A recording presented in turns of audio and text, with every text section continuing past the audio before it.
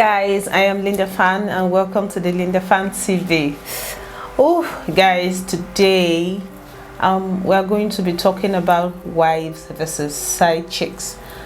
Why did I pick that topic? It's because of what happened yesterday. I don't know if you guys saw what happened yesterday, but it was all over social media that a wife scalded her husband's side chick with hot water after like several warnings to her to like keep away from her husband, stay away from her husband.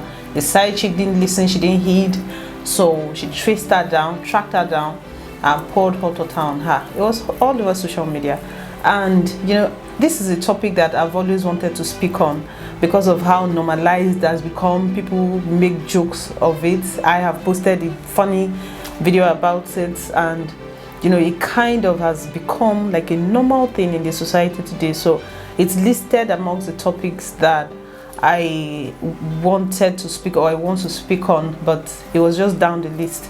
But because of what happened yesterday, I decided to, like, you know, speak on it.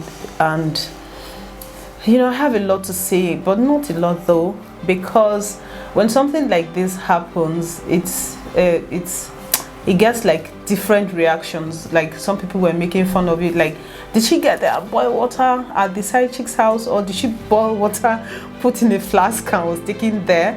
And you know, it's just like funny things about it and all of that. But like, I want to kind of address it from a different angle, and if you guys agree with me or you don't agree, just let me know in the comment section. So I'll start by saying that when something like this happens, people need to realize that it is three parties involved, and that's the husband, the wife, and the side chick. So what is the role of a husband? The role of the husband is generally, aside provide, it's important, provide. You're meant to protect your wife and your family as a whole, and protection is not limited to, you know, a secured house, secured finances. And you know, it's not just that kind of protection. You're meant to protect her feelings, you're meant to protect her image, her reputation out there. You know, you are meant to protect your little family who has access to you, and everything, because at this point, when you especially when you have kids, it goes beyond just your selfish needs. So as a husband, you are meant to kind of deny yourself certain pleasures and things just so that you spare your husband some embarrassment, or your family some embarrassment. So husbands, you need to look more into, you know, the things that you expose your wives and your families to. It shouldn't just be about your selfish needs, if you know what I mean. And then about side chicks, it's a very, like, it's, I don't know if I should call it delicate, sensitive, I don't know, but you know, there's this whole thing online that if a married man is the one that approached you, if you can just go ahead and do whatever you want to do with him because you don't owe his wife any loyalty. Granted, you don't owe the wife any loyalty, but you owe yourself some self-respect, you owe yourself dignity. But I mean, the only thing I would say about this side chicks thing and how they don't owe wives loyalty is, I have two things to say actually. First is, if you're in a position to, if you have an option to either take actions that will hurt or not hurt someone, which one would you? I'll leave that like that. And then another thing is that as women, there is an unspoken code of honor amongst us, and that is to protect each other. If your actions are going to hurt a fellow woman, I don't think you should go ahead with it. But I mean, to each her own. But I just feel like, as women, only a woman understands the pain of another woman. So if you're in a position to, you know, do things that would hurt a fellow woman, it's not just about, you know, sleeping with somebody's husband. Every little thing, if you're in a position to give a woman a job and you pick a man, not on merit, but because women and their wahala and all of that, you are not living by the code at all. But I mean, people feel like F the code. So do what makes you happy, and do you. Now, my major concern is the wife. That is where my interest is, because I'm a wife, I'm a mother. And if you are living, especially in Nigeria today, and you have a husband that has some form of financial influence, or a husband that is financially buoyant, you already have a problem, because he's already exposed to, even if he doesn't want to go into things like that, he's already predisposed to it because of his finances, because so many ladies are already looking at him as a potential source of income, right? So what if he now is somebody that wants to do those things? It is now your duty to know how to react to these things. Now, have it in mind that someone is not going to change simply because their actions hurt you. Someone is not going to change simply because you cried and you made them to try to make them understand that their actions are hurting you. They are not going to change because of that. People change only if they want to, or only if something happens to them that makes them to rethink their actions. Do you understand what I'm saying? So now, don't go doing things or trying to change things that you really don't have the power over. So as women, I don't see why you would go that far. Honestly, as a wife, there is no need to go that far. You need to realize who you are. You need to realize who you are. And you need to always ask yourself, between me and this person, who has something at stake? Who has anything to lose? You understand? So if you hear, or you suspect, or you find, however, that your husband is sleeping with someone, hanging out with someone, you take it up with your husband. But I'm not coming from the angle of no woman owes you loyalty. No, that is not the angle I'm coming from. If you try to take it up with this woman outside, does she have anything at stake? Does she have anything to lose? A reputation? Like somebody who is sleeping with a married man already does not have anything to lose at all. There is nothing to protect. So somebody who is down fears no fall. So you going to expose yourself out there by scalding somebody, by fighting somebody, by going to do all of this that stay away from my husband. Like I don't know. I don't know. Take it up with your husband by explaining to him that his actions or his inactions are affecting you in so and so way. If he is sensitive to your needs, which is supposed to be, he is going to do away with whatever it is that is doing that is hurting you. But if you happen to be with the type that does not care, whatever you do, he's still going to do what he wants to do. There are ways that you can go about it just to get over it, and you can do this by realizing that you are in control of your happiness. You are in control of your happiness, and you should not allow what other people choose to do to you define who you are.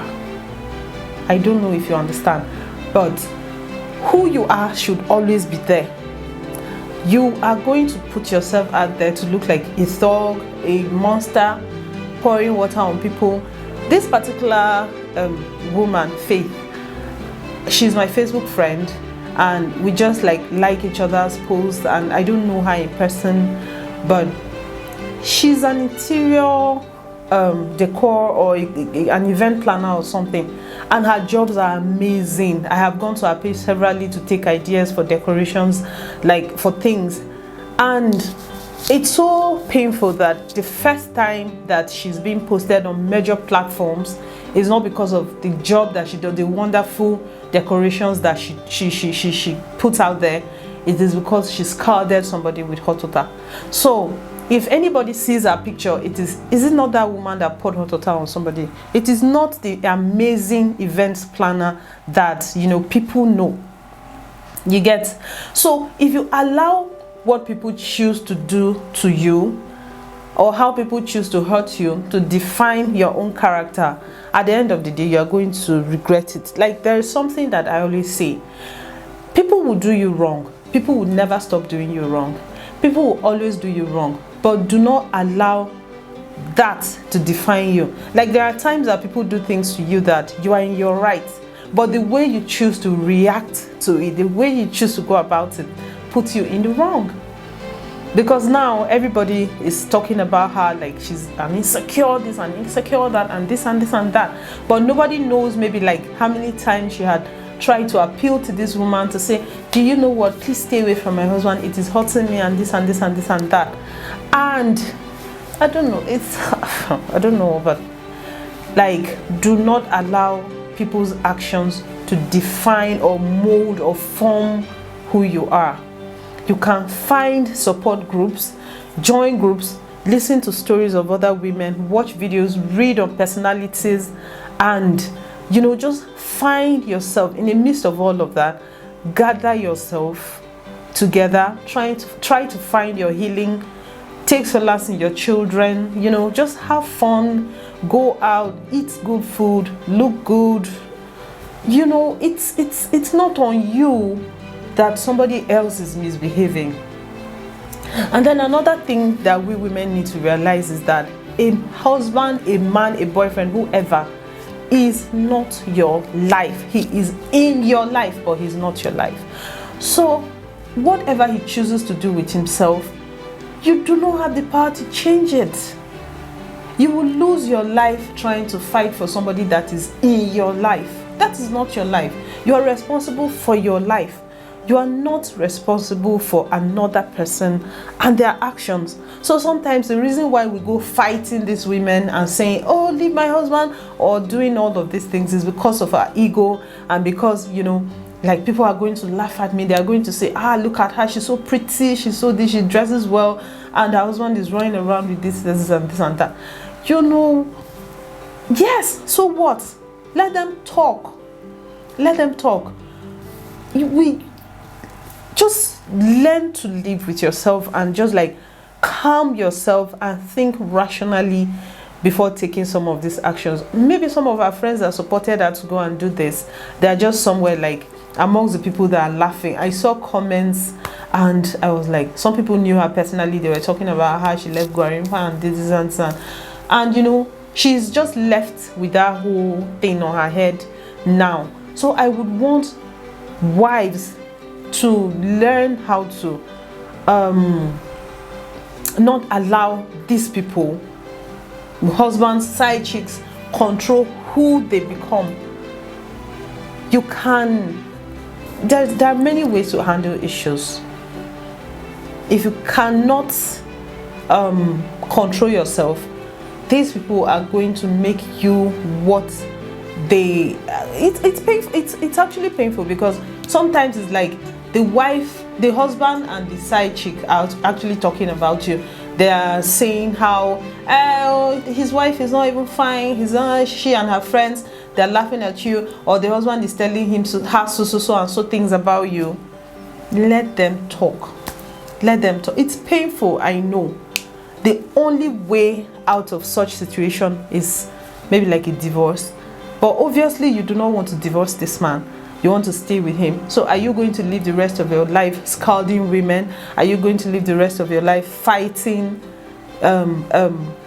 people, women who is going to, because once, if he cheats once, he's going to cheat over and over and over. So like, learn to live with yourselves, really. Like, learn to find your happiness outside of the fact that people are doing you wrong, and people are going to attach your husband to you, and they're going to say, oh, that is her husband.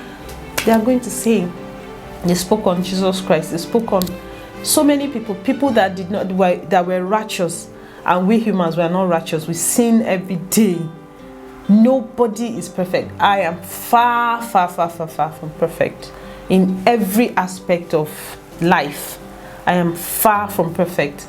So when people do me wrong, it gets to me. It gets to me really, but I try to get over it and not, you know, go and tussle in the mud with pigs. I don't do that. I don't take it that low at all.